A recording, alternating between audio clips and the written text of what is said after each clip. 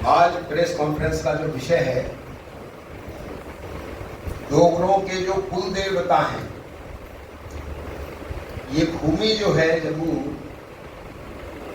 ये नागों की भूमि है। यहाँ प्रत्येक देवी देवता हमारे पूर्वज नागों के रूप में पूजे जाते हैं। इसलिए भगवान कृष्ण से जब नाग का युद्ध हुआ और उसमें भगवान कृष्ण से नाग हारे, तो उन्होंने पूछा हमको कहाँ जाना चाहिए। तो भगवान कृष्ण ने कहा कि तुम इस क्षेत्र में जाओ, वो नाग क्षेत्र है।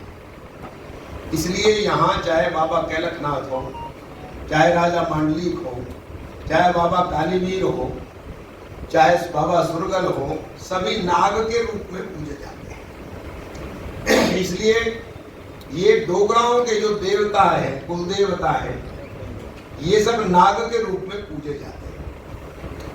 और इसलिए सारे जम्मू में, प्रोविंस में लगभग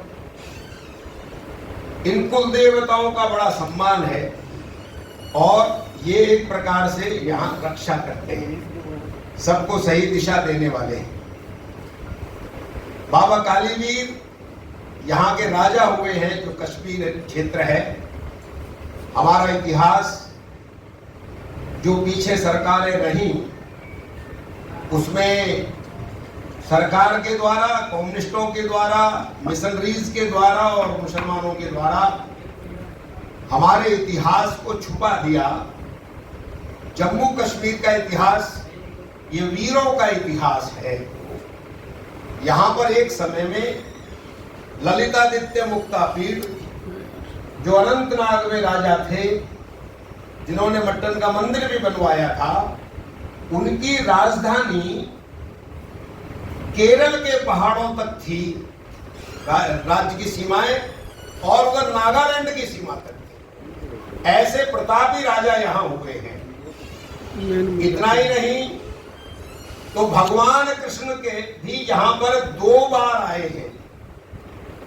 एक बार जो गोनंद राजा थे कश्मीर के, वो जरासंध की तरफ से लड़ने कृष्ण के सामने गए थे। जब युद्ध में उनकी हार हो गई, उनकी मृत्यु हो गई, तो उनके 9 साल के बेटे को गद्दी पर बैठाने के लिए स्वयं भगवान कृष्ण यहाँ आए थे। और एक छोटा बेटा जो था, शायद उसका नाम संभय या कुछ ऐसा है, वो भी यहीं पर ब्याया था, जो आजकल पीओ का क्षेत्र गिना जाता है, वहां पर वो ब्याया था। तो ऐसे 2 बार भगवान कृष्ण भी जम्मू कश्मीर की धरती पर आए हैं। अर्जुन और बब्राभान का जो युद्ध हुआ, जिसमें अर्जुन की गर्दन कटी और बब्राभान जीता उसमें, तो वो स्थान भी यहीं पर है। सुईसर और मानसर, यहीं पर वो मणि निकली थी जिससे अर्जुन की गर्दन दोबारा जोड़ी गई थी। और बब्राभान, ये जो किशनपुर गांव है, किशनपुर के बराबर में बबोर गांव है, जो यहाँ पर वो मंदिर बब्राभान का था। अभी भी छोटा सा टूटा हुआ मंदिर वहां पर बचा हुआ है, आप जाएंगे तो देखेंगे उस पर। ऐसा उज्जवल इतिहास, राजतरंगिणी जो कल्हण कवि ने लिखी थी, कभी मौका मिले तो सबको पढ़नी चाहिए। तो जम्मू कश्मीर के लोगों का आत्मगौरव जागेगा कि हम ऐसे वीरों की संतान हैं, और हम किनके तले दब गए जिनमें कुछ भी दम नहीं था, और आपस में फूट के कारण से हम पर लोग राज्य करते चले गए। और इसलिए तेजस्वी डोगरे, तेजस्वी बाबा कालीवीर, राजा मांडलिक दामाद को कहते हैं मंडलिक। आत्मगौरव जगे, अपने इतिहास को जाने, ऐसा बाबा कालीवीर और राजा मांडलिक, बाबा सिद्ध गौरैया और सुकराला माता, इन सब के चित्र बना करके, मंदिर बना करके इस संदेश यात्रा को गांव-गांव में घुमा रहे हैं, घुमाएंगे।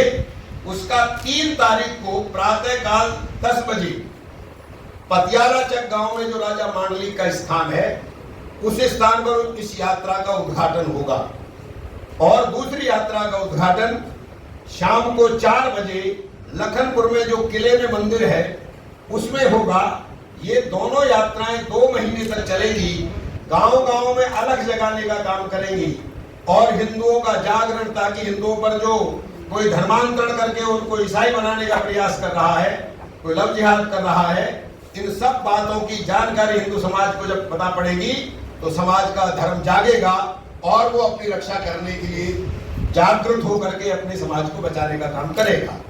इसलिए आज की कॉन्फ्रेंस जिसमें ये दोनों यात्राओं का उद्घाटन होगा, इसकी जानकारी के लिए आज की कॉन्फ्रेंस की गई है।